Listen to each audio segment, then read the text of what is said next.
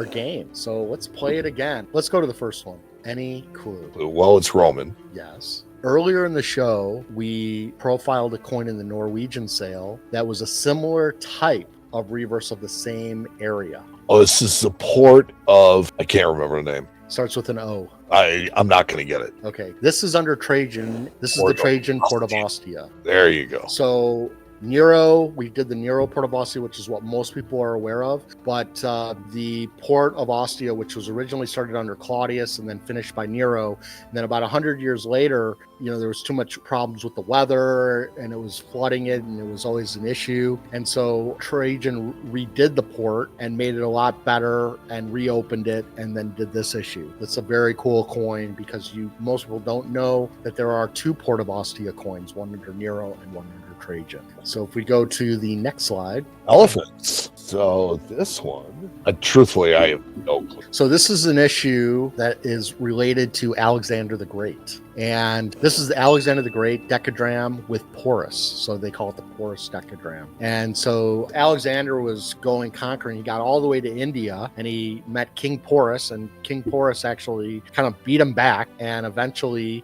they had a treaty and Alexander the Great made Porus a usurper and let him keep all his titles and his land. And so here you show Alexander the Great on horseback fighting Porus on an elephant. It's one of the most famous coins of the whole Alexander the Great series. And when it originally sold in 2012, it only brought like 300,000. So, but there was a bidding war over it, but a very famous coin for all the obvious reasons. I had no But it's chance. very unique, and only this coin will have this. Go to the next one. I said these were hard. Yeah. So this is Alexander. It is a deified Alexander, but it's not Alexander. No. Starts with an L. Lysimachus Lysimachus. Tetradrachm. Tetradrachm. It says King Lysimachus there. So, and then if we go to the next slide. This is a doctor of some sort. He's got that, reflector thing on his head.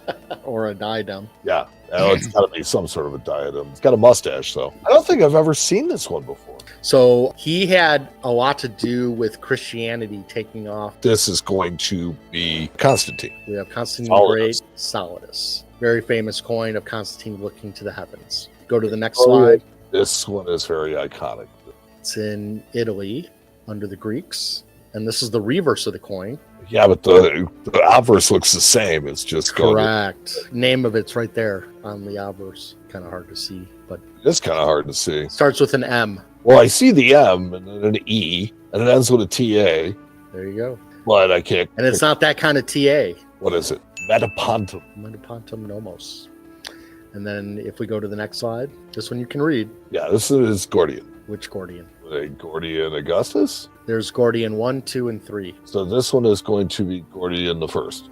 No. Second? No. Well, then it has to be the third. There you go. And Aureus. But you can tell, you start to get used to looking at the portraits. Yeah. Once you learn the portraits, you know this is always Gordian the Third. He always looks the same. He was kind of the boy king, and he has this specific look. Well, oddly, 2.5 years into this, it's like I am finally starting to recognize stuff, which people have to realize that I don't spend a lot of time looking at ancient coins. I mean, no, you don't. Podcast, I just don't. And I was being very tricky on this one because I knew you would be able to read it, but so I purposely picked Gordian the Third so that it's very smart because it could have been any of them. So in any case, if you go to the next slide. Oh, this was the Jewish kid. So this got to be Constantine again. No, because Constantine actually didn't use Christ on coin. That was right, you're right. That's after Constantine. About a couple hundred years later, and it was Justinian II who did Justinian II. This is an anonymous phallus. It's around 900 to 1,000, so there's a couple of emperors that could have been under, but it's not named necessarily for one emperor or another, so that's why it's under a class called anonymous phallus. This is more for tribute to